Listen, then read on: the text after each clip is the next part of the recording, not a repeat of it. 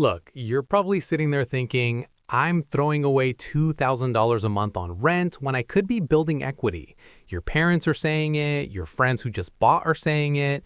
Every real estate agent you've ever met is definitely saying it. But here's the thing nobody's telling you. That throwing money away line, it's the biggest financial myth that's convinced millions of people to make the worst financial decision of their lives.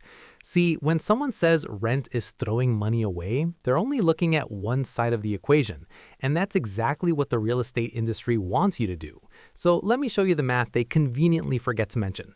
Let's say you're looking at a $400,000 house. You put down 20%, that's $80,000.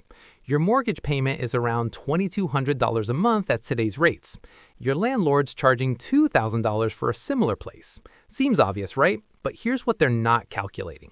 Property taxes, another $400 a month. Homeowner's insurance, $150. Maintenance, the rule is 1% of your home's value per year. That's $333 a month.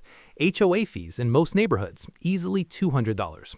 Suddenly, that $2,200 mortgage is actually costing you $3,283 a month. And you're comparing that to $2,000 in rent. That's $1,283 more every single month.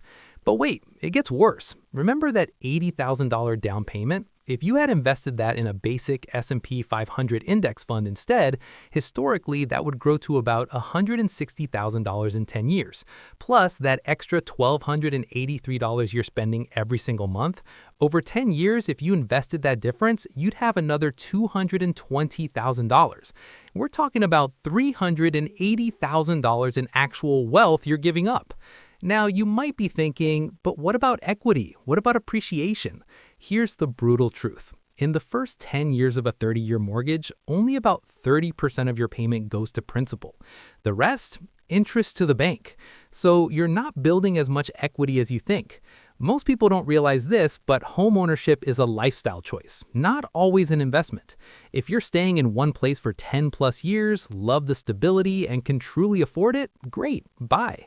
But if you're in your 20s or 30s, might move for career opportunities, or that down payment would drain your emergency fund, renting isn't throwing money away. It's buying flexibility, it's buying liquidity, it's buying options. So here's what you actually need to calculate. Take your potential mortgage payment, add all those hidden costs we talked about, subtract your current rent, and multiply that by 120 months. Then add your down payment. That's your real 10-year cost of buying. The real estate industry has convinced an entire generation that renting is financial failure. But sometimes the smartest financial move is the one that gives you the freedom to build wealth your own way. Run your own numbers, make your own decision, because the math they don't want you to calculate, that's the math that might actually set you free.